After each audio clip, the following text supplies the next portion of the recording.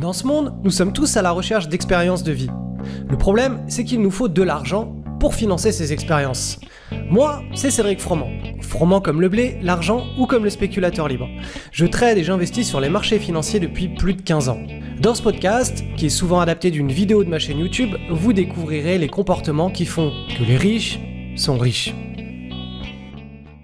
Trader Mindset de cette semaine, on va parler du dilemme du psychopathe. Vous allez voir, ça va se tourner en deux étapes. C'est un test que vous allez pouvoir faire avec moi en live, test 1, test 2, et vous allez voir si vous faites partie des psychopathes, des 1% de psychopathes de notre population humaine. Allez, c'est parti. Étape numéro 1, est-ce que vous allez appuyer sur ce bouton ? Donc je vous explique la situation, il y a un train qui arrive à toute allure sur une voie et il y a 5 personnes sur les rails qui vont être tuées. Mais heureusement, il y a un aiguillage que vous pouvez enclencher en appuyant sur un simple bouton. Le problème, c'est que sur la nouvelle voie, il y a une personne. Donc si le train change de voie, il tuera cette personne-là, mais épargnera les 5 précédentes. La question, c'est que faites-vous ? Le choix numéro 1, le choix A, c'est que j'appuie sur le bouton et je sauve les 5 personnes. Mais du coup, j'ai sur la conscience la mort de l'autre personne.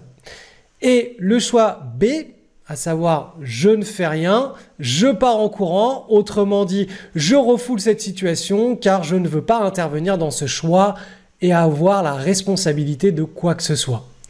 Mais là, du coup, si je fais le choix de refouler la situation, intérieurement, je devrais vivre avec un énorme poids sur la conscience qui est celui de la mort des 5 personnes puisque le train fonce droit sur elles.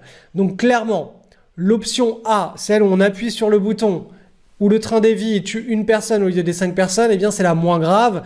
C'est aussi un acte qui est facilement réalisable, puisque on a juste, avec une pression du bout des doigts, à régler l'histoire et voilà, c'est terminé.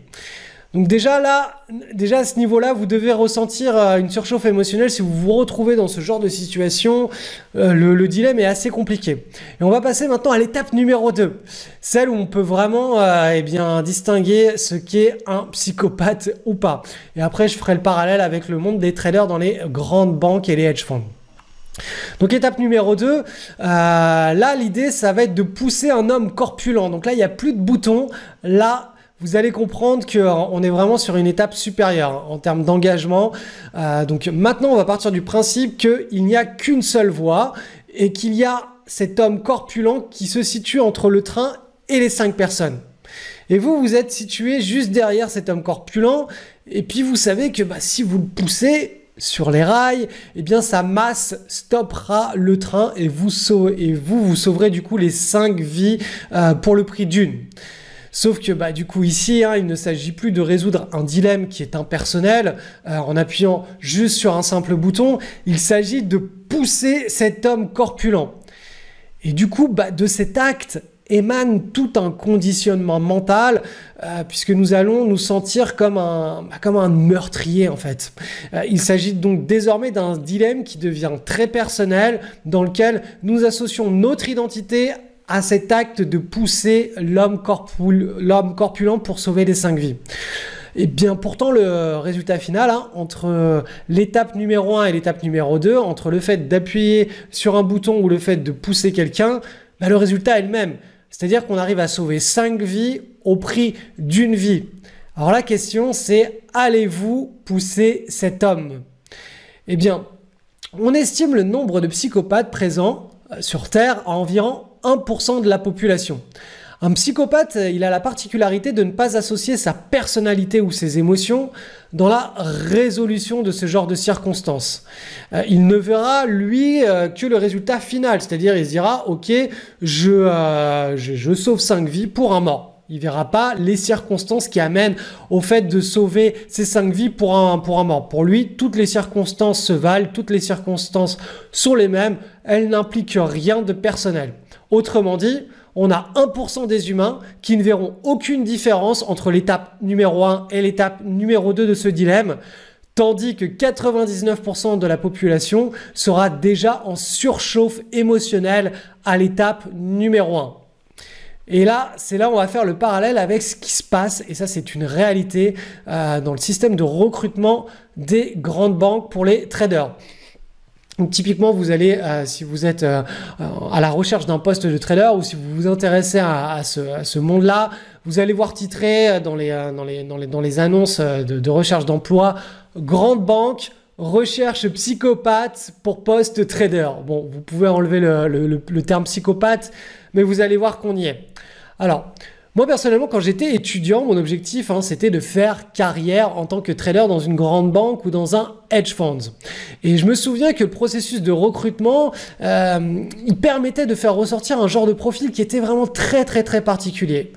Et puis à cette époque-là, j'avais pas vraiment conscience que ces entités financières rechercher des vrais psychopathes sous couvert d'un diplôme.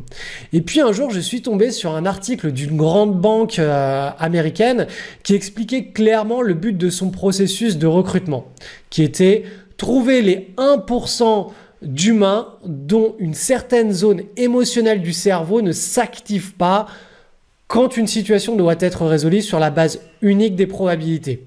Autrement dit, même si certains profils sont 100 fois plus compétents pour le poste, eh bien, s'ils ne sont pas câblés en mode psychopathe à la naissance, ils seront éjectés des candidats. Eh bien, en sélectionnant de cette manière leurs recrues, eh bien, ces grandes banques trouvent effectivement des perles pour générer de l'argent en évitant tous les pièges émotionnels de l'humain. Et si actuellement vous travaillez en salle des marchés ou dans une arcade, eh bien maintenant vous comprenez pourquoi les meilleurs traders sont un petit peu bizarres. Et d'ailleurs, je vous recommande de ne pas trop aller les embêter parce que maintenant vous savez pourquoi. Bon, bref, du coup, les spéculateurs normaux, les spéculateurs comme nous dans tout ça, comment est-ce qu'ils font pour s'en sortir?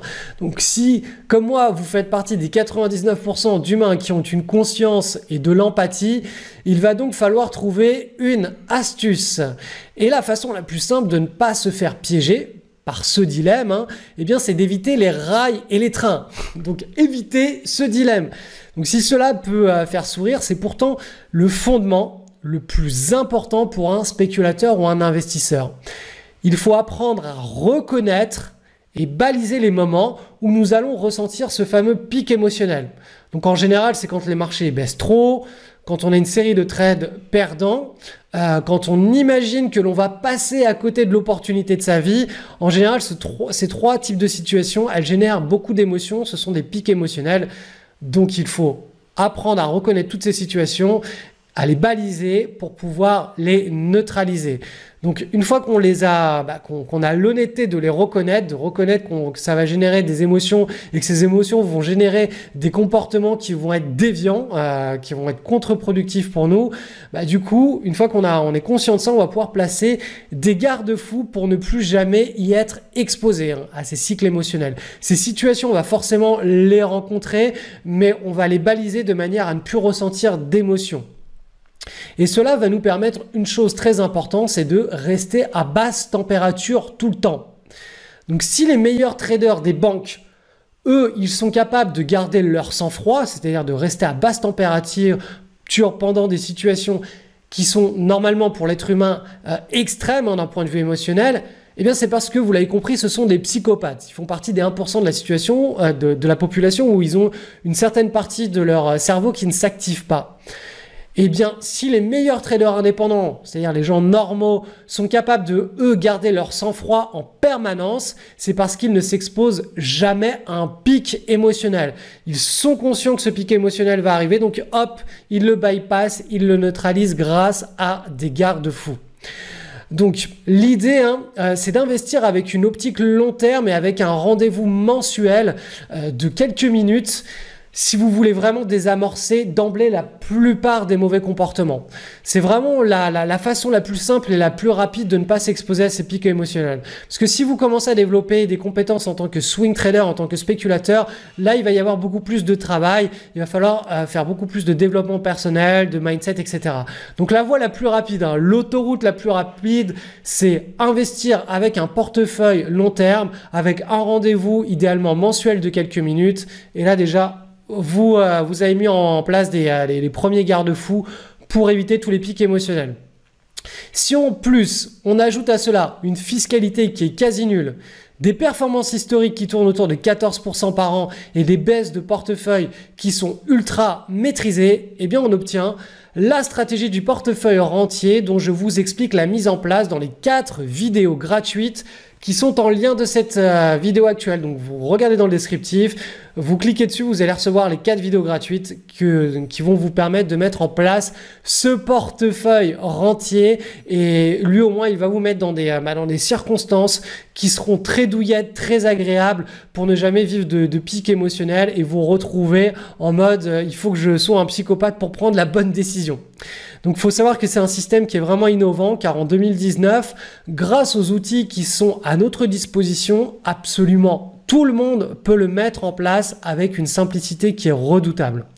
Donc en France et en Europe, il faut vraiment comprendre une chose, c'est que c'est la dernière solution concrète pour obtenir une rente qui soit significative alors même qu'il n'existe quasiment plus aucun produit financier proposant du rendement. Je veux dire maintenant, si vous gardez votre argent en euros à la banque, on vous prend on est sur des taux d'intérêt négatifs, c'est-à-dire que ça vous coûte de l'argent de laisser votre épargne à la banque. Donc on est vraiment dans un paradigme très très particulier en Europe avec l'euro. Et il n'y a pratiquement plus aucun produit financier qui soit peu risqué et qui délivre du rendement. Donc ça, vraiment, ce portefeuille rentier, même si vous ne le mettez pas en place, allez jeter un coup d'œil pour voir à quoi ça ressemble. Les 4 vidéos sont en descriptif, donc le lien est en descriptif. Vous allez tout recevoir au cours des 2-3 prochains jours sur votre boîte email et vous allez forcément apprendre beaucoup de choses. Dernière info avant de nous quitter, tous les liens dont j'ai parlé dans cette version podcast figurent dans le descriptif. À la prochaine.